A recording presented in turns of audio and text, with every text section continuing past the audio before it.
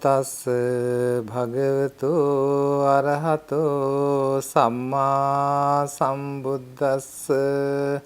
Namo tassa bhagavato arahato samma sambuddhassa. Namo tassa bhagavato arahato samma sambuddhassa. Homage to the Blessed One, Worthy One, fully enlightened Buddha. Sile patittaya naro sapanyo chittam panyancha bhavayang athapi nipako bhikkhu so imang vijati chatang. Dear friends in the Dhamma, today I would like to discuss about the importance of family life as a Buddhist. We all know that everyone like to receive love, affection and warmth of the family life. Sociologists describe family as a unit.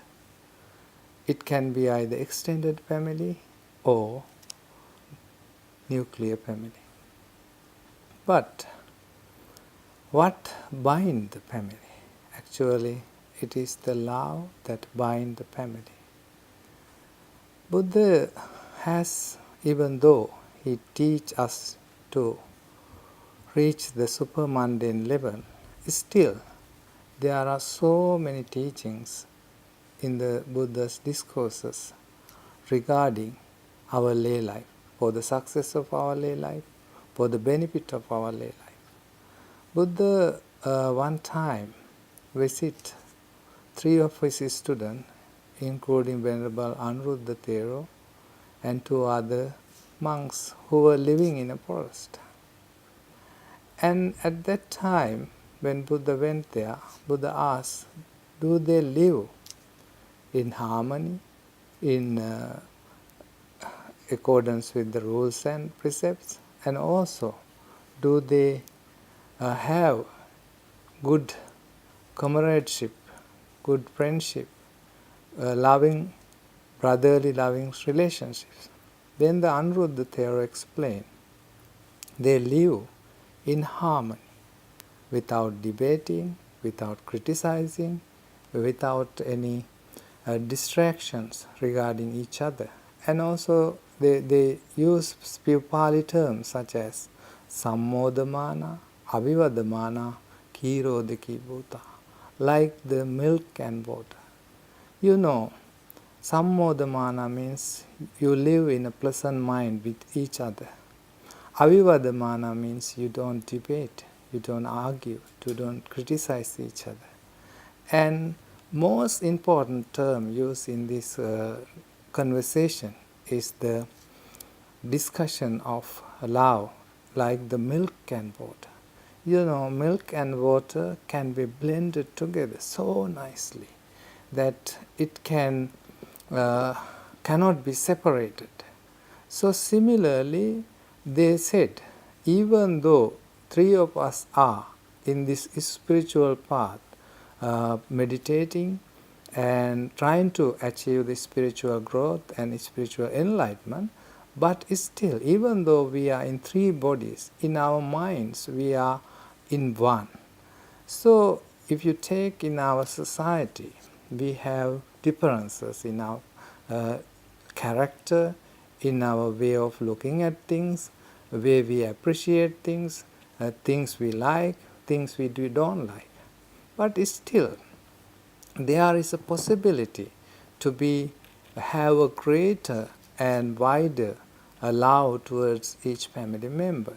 So love is described in Buddhism in a very wider and very clear way. Buddha himself was an unconditional lover towards all beings. Each and every morning, Lord Buddha wake up and he spread his Mahakaruna towards all beings. So what is true love? If there's a true love, there shouldn't be pain between 2 persons, that means husband and wife. there should be understanding between husband and wife. And also others' suffering also feel by the other partner, that is husband or wife. If husband is in pain, wife feel the same feeling. So there cannot be problems or troubles which is mine or her or his in a family life. That means both are in body to two different person, but in their mind they should be in one person in their mind, in unity, in cohesion, in understanding, with care and sympathy.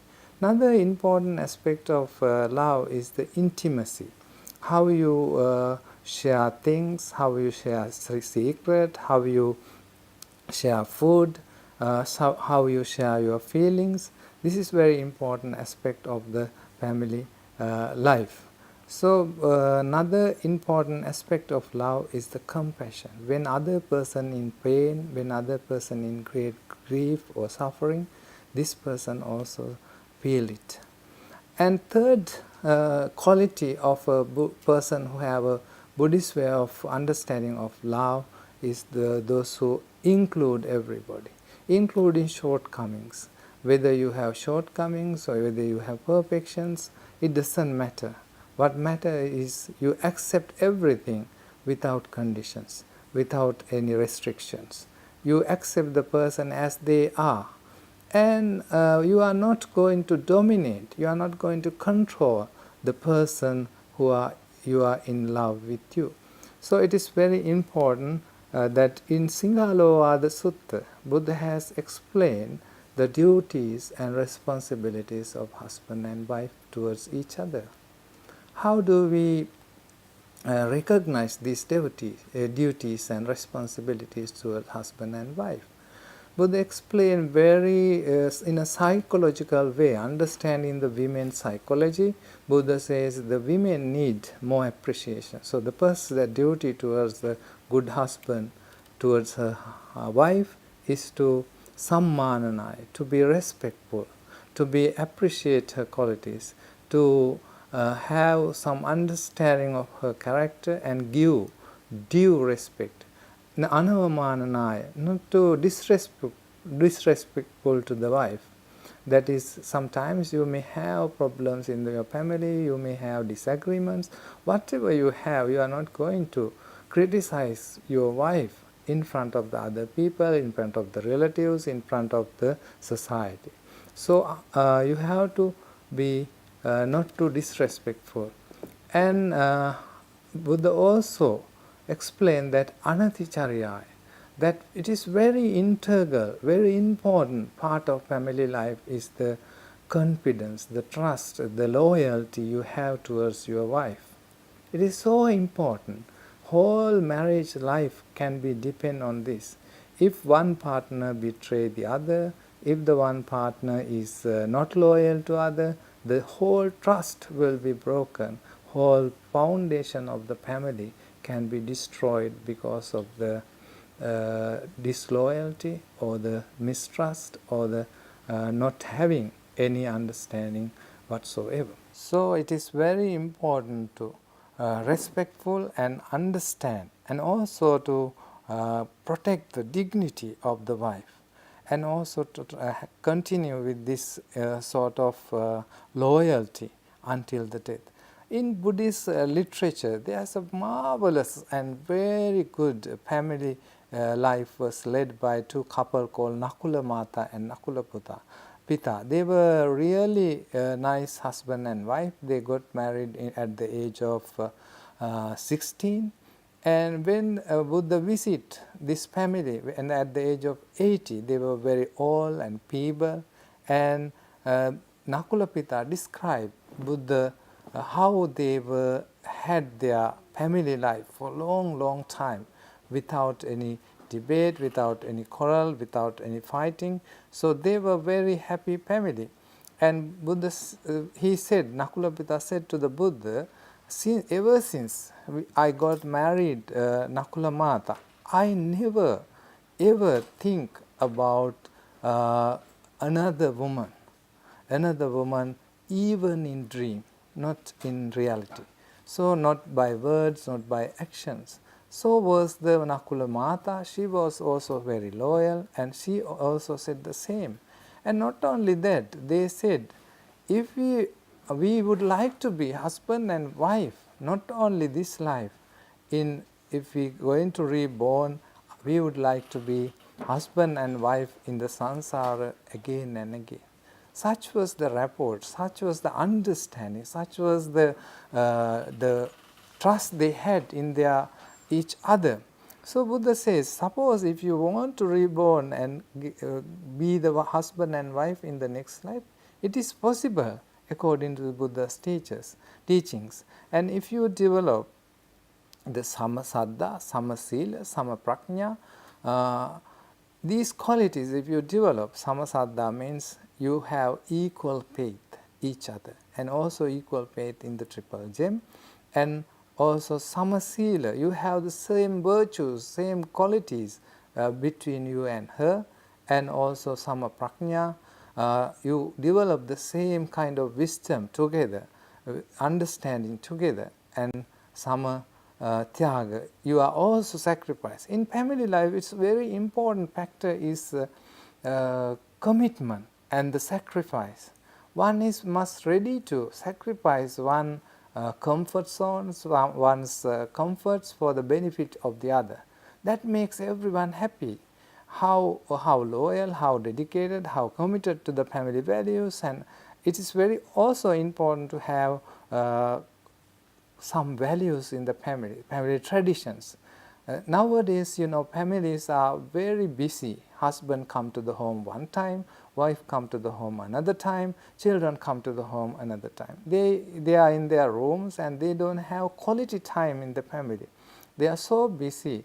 They don't take food, share the food together. They don't sit together and talk the problems they are facing. So nobody understands what is going on in their lives. So it's very difficult for them to understand each other and have some deep conversation about what really matters in their family lives. So it's very important to understand that commitment and the cohesion in the family environment is very, very important. And also apart from these other duties husband have towards the wife are the giving her the control of the house, and also giving very beautiful things. As women are in favor of those things, they prepare to have beautiful things. So it is good to give from time to time appropriate gifts and beautiful things for the wife, so that she is happy. So when husband doing these duties towards the wife also has 5 duties towards the husband. One is to have the house very well organized, and also look after the servants and other things in the family, and also protect the valuable things that is earned by the husband. And also she should be clever and not lazy person. Suppose if a wife is a lazy person and she doesn't get up early in the morning and prepare the tea and the breakfast, and the children and the husband cannot go to work, and there will be a big mess in the family. So it's very important to understand each and everyone's responsibilities, each and everyone's roles in the family life. If they understand these roles and duties and responsibilities of each other, there won't be any conflicts, there won't be any problems, there will be peace and harmony in the family. And I know sometimes it's very important to have a listening ear in the family. There was a 2 couple, I got to know a story, and in that couple, they just got married, and one day they were cleaning the room, and there was a rat, and that rat went from one door. And the husband and wife began to argue. The wife said, the rat went this way. The husband said, no, the rat went that way. And this argument continued, and they began to quarrel. And the wife left the home and went to the mother's house. And when she went to the mother's house, and mother asks, why did you come here? You are married, you should supposed to live with the husband.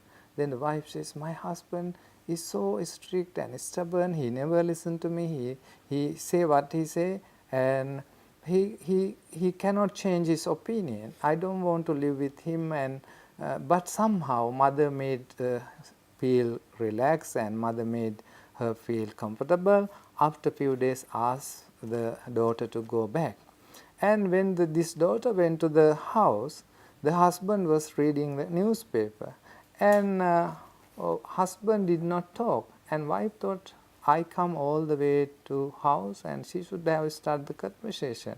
And the wife thinks same way, husband thinks same way, and finally husband break the ice. That means he began the conversation. And when husband says, that day I told you the rat went this way, they began the same conversation again, same debate again, and finally after few years they divorce. Because we need to know right time to talk in certain situation, and also we need to know right time to be silent. It is very important to understand each other, and also give some dignity, give some other person's opinion, some value, and listening ear is very important. Sometimes problems arise in the family life because they don't open their eyes, and they don't open their ears to the problem. They are not aware of what is going on, and they continue to debate. It is very important to have this kind of understanding. And I read a very nice little story in a Russian short story, and one couple who were living in a Russian village, and husband was a little bit weak, and wife was about to go to collect some firewood from the forest. And husband says to the wife, please have the jacket, please have the cap, so that you will not going to get flu, because it's the winter time and it's so cold outside. So it doesn't matter how you are old or young, the caring attitude towards the husband and wife is very important. So this kind of cohesion, this kind of care is very important. Another very important fact is forgiveness. Whether we can forgive for the shortcomings, whether we can forgive any mistakes. Sometimes we carry the mark, or we carry the any hurt feelings in our mind. We are not ready to give any forgiveness to the other partner. It is very important to forgive then and there. Sometimes we forgive after 1 year, 2 years, 3 years. But if you can forgive right there when the mistake is done, when the any thing that shouldn't happen, then you can forgive. So forgiveness is very important. And also tolerance.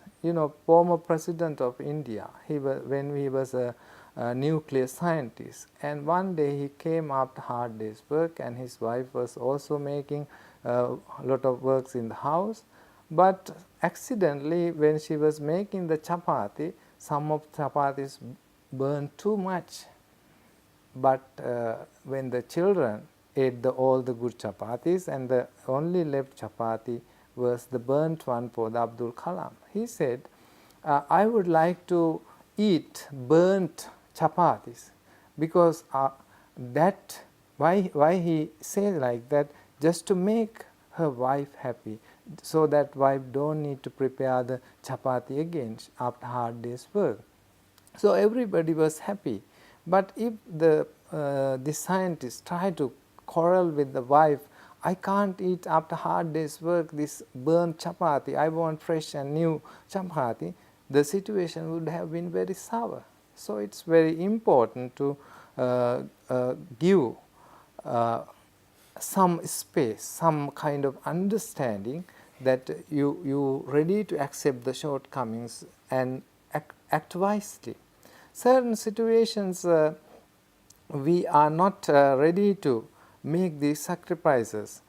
So another example Buddha says in one simile, if suppose you have one eye And you are very, very careful to look up to your eye, because if you lose that eye also, you are going to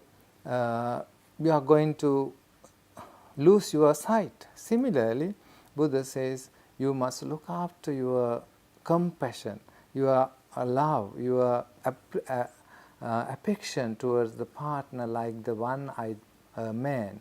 One-eyed man will protect his eye. Similarly, you must protect your love and care towards the family members. Other part of this relationship is the building the children for the society. And when family is get together, there will be children. So we need to educate them children. So Buddha says the most important part is to papa nivareti. You have to educate your children not to do unwholesome, demeritorious deeds. So they need to be teach kalyane niveseti. They need to teach the good actions, good manners, good values to the children. Then the third duty from parents to children is to give them proper and good skills and education. And also they should be given the inheritance and some other duties towards the children. So in Buddhism, always encouraged to have a good family life, and also to be good husband and wife. There are so much in Buddhist teachings. So let's hope that you will use these teachings for your benefit to build better, nicer society, because the family is the most important unit in the society. The family contributes to the upliftment of the society, for the development of the society. So let us learn these Buddhist values and teachings which is useful for our day-to-day life, and make our life a nicer and better, and also very peaceful and happy. So with that, I will wind up the small Dhamma talk today. May the blessings of Buddha, Dhamma and Sangha with you. May the Buddha, Dhamma, Sangha guide you and protect you. May all the deities and devas receive these merits, and may they attain the supreme bliss of Nibbana. Sadhu. Akasattha ca bhummattha deva naga mahiddhika punyantang anumoditva cirang rakkantu sasanang. Akasattha ca bhummattha deva naga mahiddhika punyantang anumoditva cirang rakkantu desanang. Akasattha ca bhummattha deva naga mahiddhika punyantang anumoditva cirang rakkantu tang sadati. May the Triple Gem bless you. May you be well and happy.